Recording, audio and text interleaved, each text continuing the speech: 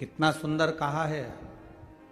सोमवार का उद्यापन कर लो, एकादशी का उद्यापन कर लो, संक्रांति का उद्यापन कर लो, अधिक मास का उद्यापन कर लो, छठ का उद्यापन कर लो, तीज का उद्यापन कर लो, चतुर्थी का उद्यापन कर लो। तुम्हारी मर्जी पड़े, जितने व्रत तुम करती हो उसके उद्यापन करो। पर शास्त्र कहता है उस उद्यापन में घर के लोगों को नहीं गिना जाता।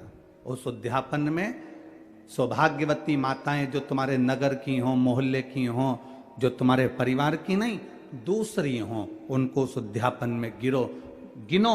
उसका कारण क्या है कि परिवार वाले तो जिंदगी भर खाते रहते हैं, तुम्हारे यहाँ हर कभी आ जाते हैं, तुम उनको बुला भी लेते हो, खिला भी देते हो, दे भी देते हो।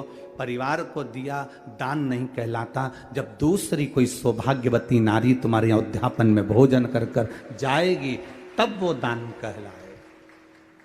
परिवार में से गिनना है तो बहन बेटी को गिन लो, परिवार में से गिनना है तो भांजी को गिन लो, परिवार में से गिनना है तो कोई भतीजी को गिन लो। पर हमने हमारी 4 जेठानी है, चारों को हमने उद्यापन में गिन लिया।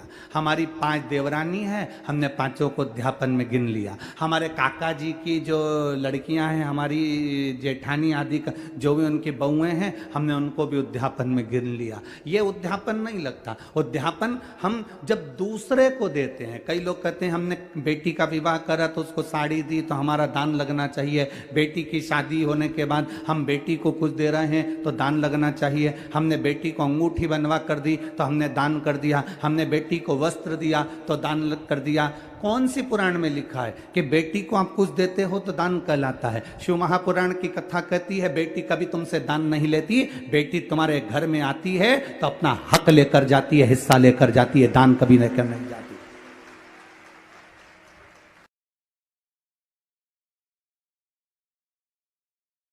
बेटी को दान दे दिया, एक आध दिन काले कोट वाले भैया को लेके आ गई ना,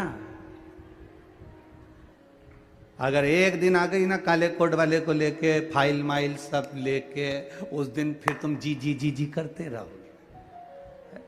एक साड़ी देकर कभी ऐसा मत मानो कि हमने बेटी को कुछ दे दिया, हमने बेटी को कुछ प्रदान कर दिया, हमने दान दे दिया। बेटी कभी दान नहीं लेती,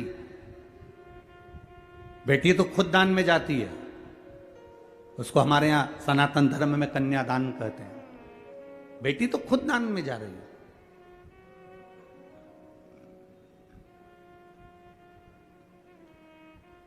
हमने बेटी को ये सामान दे दिया, दान कर दिया।